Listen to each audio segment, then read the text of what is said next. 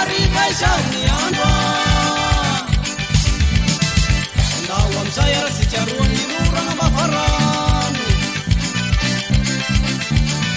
Iresa kanifitiafa Tenga marifasa wangan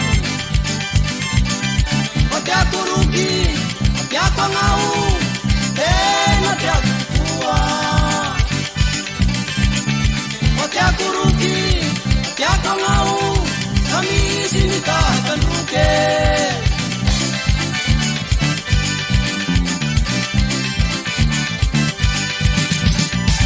Zenzi yandu Asikia ruare rueta Yura kura kishahu Ambutiranu miriana Reuni tanguru Indau mangela pusi Angandefa nitanana Tarafi ni maswandu Efahuru sumuti Pangamba efa satamana Mazenzi yandu Asikia ruare rueta Ikiri rita klifutie Angati veru manginya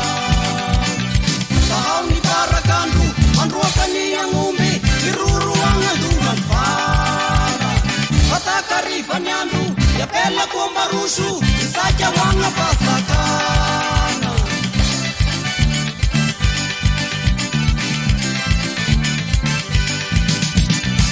Zenzi yandu Asikia ruare rueta Yura kura kishahu Ambutiranu mirianga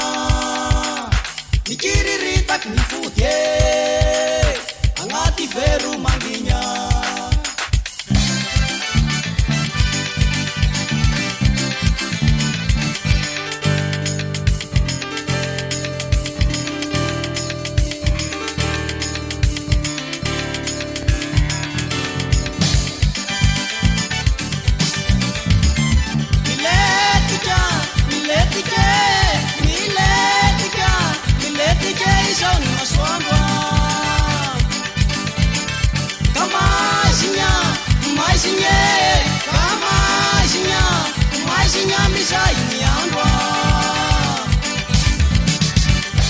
Saya secaruwa hudeng atanana